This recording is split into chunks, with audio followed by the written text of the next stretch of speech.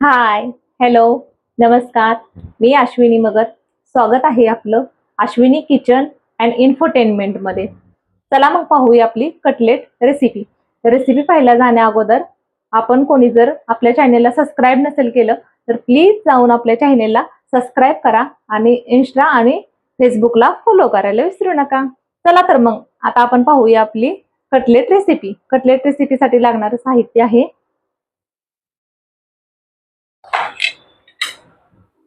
पोहे,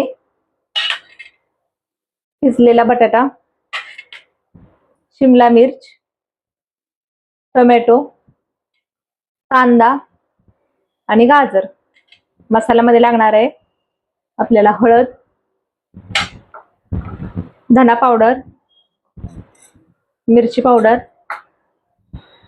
मीठ आणि नंतर सर्व करण्यासाठी सॉस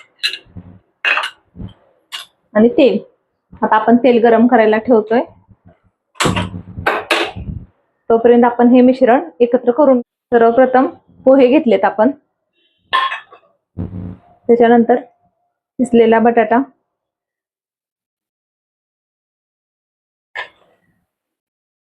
त्याच्यानंतर आपण गाजर घातलेले, कांदा, आपल्या आवडीनुसार भाज्या घालायच्यात, टोमॅटो आणि शिमला मिर्च. त्याच्यानंतर आपल्याला घालायचे हळद, धना पावडर, लाल तिखट.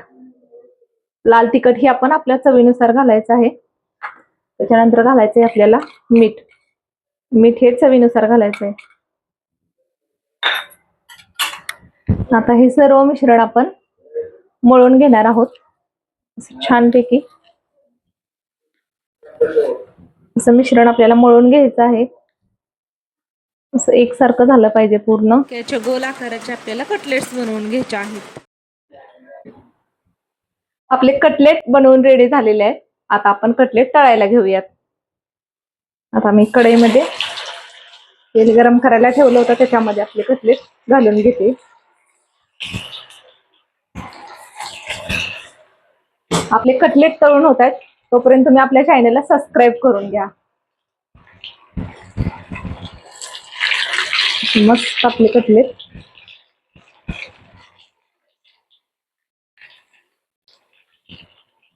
मैत्रिणींनो, तुम्हाला कशा वाटतात आपल्या रेसिपी? प्लीज कमेंट मध्ये सांगा.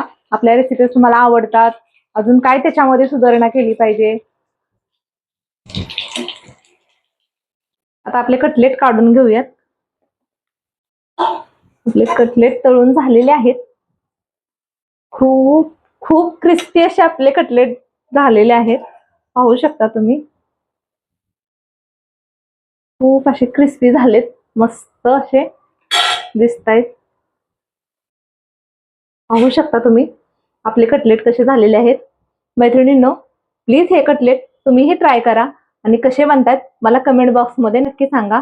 आणि आपल्या इंस्टा आणि फेसबुकला फॉलो करायला विसरू नका आणि यूट्यूब चॅनलला सबस्क्राईब करा.